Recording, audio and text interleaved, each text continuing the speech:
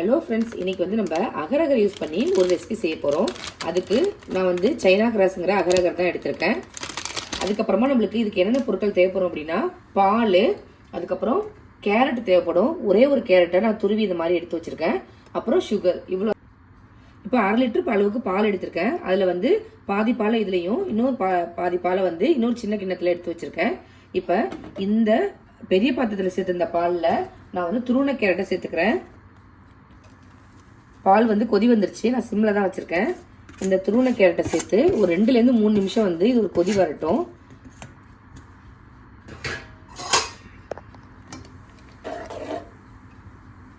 இந்த மாதிரி லைட்டாக வந்து கொதி வர ஆரம்பிக்கட்டும்.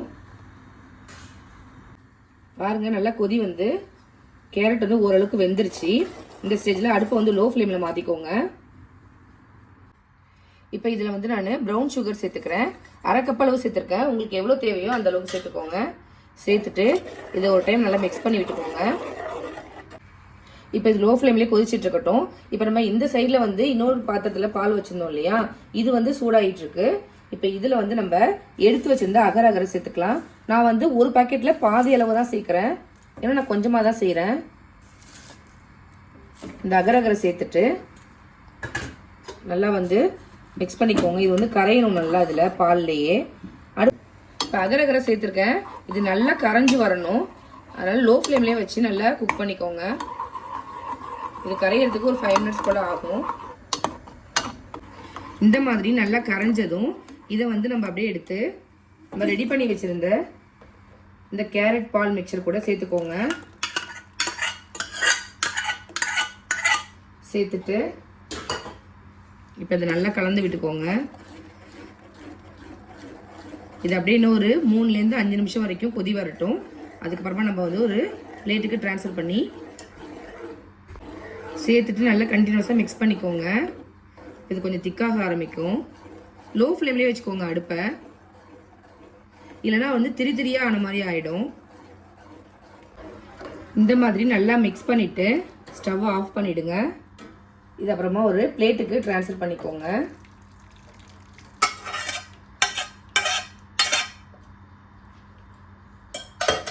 ஆறட்டும்.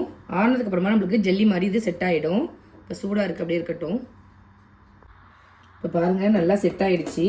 ஒரு 1 மணி நேரம் போல் நான் வெளியில் வச்சுட்டு அப்புறம் ஒரு 1/2 அன் ஹவர் போல் ஃப்ரிட்ஜில் வச்சு எடுத்திருக்கேன். இப்போ அது நம்ம வந்து பீஸ் போட்டுக்கலாம்.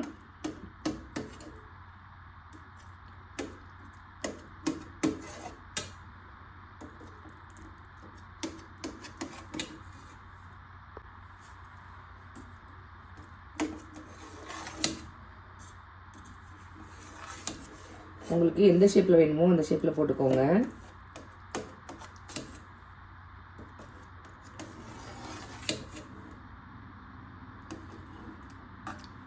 பாருங்க, சூப்பரான அகரகர் ஸ்வீட் வந்து ரெடி ஆகிடுச்சு.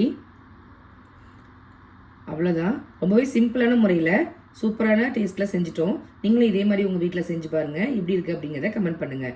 நான் போகிற ரெசிபிஸ்லாம் உங்களுக்கு பிடிச்சிருந்தா நம்ம சேனலை லைக், ஷேர் அண்டு சப்ஸ்கிரைப் பண்ண மறக்காதீங்க. தேங்க்யூ.